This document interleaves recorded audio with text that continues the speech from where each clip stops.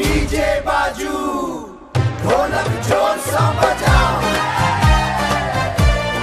सबके नचाओ। हमर ससुरा सुपरस्टार नाचे लाठी लो बजार। हमर ससुरा सुपरस्टार नाचे लाठी लो बजार। ससुरी कहे बस करू जी, ओ कहे आप एक बेर आ।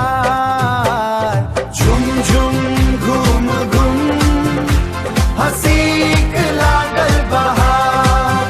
एह नाच त देखू भाई हैरान भेल संसार।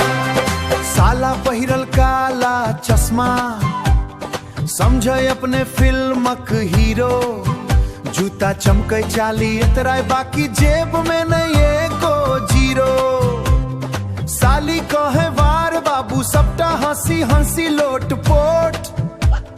ढोलक बाजे ताली बाजे मंच बनल मस्ती स्पोर्ट। हमर ससुरा सुपरस्टार नाचे लाठी लो बजार। देखे देखे पूरा टोला बजा रहल अछि ताली हजार। मामा जी के घूमल कमर भूली गेला अपन उमेर। बच्चा सब कहे एक बेरार सब नाचे बिना रोडर। जलेबी खाइत लस्सी पीबैत फेरो नाचे चारी बेर। गामक मेला गुंजी उठल मस्ती चलल सबेर साँझ फेर। ढोल बजा मंजीरा बजा सब मिली ठहाका लगाओ। ढोल बजा मंजीरा बजा सब मिली ठहाका लगाओ।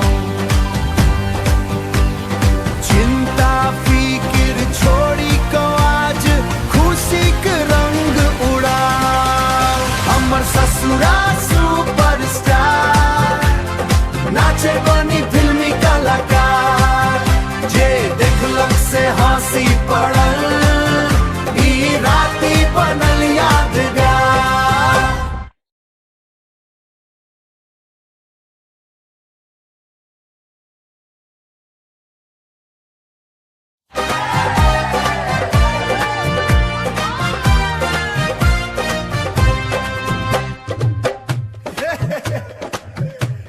नाचू गाबू हंसैत हंसैत घर जाओ।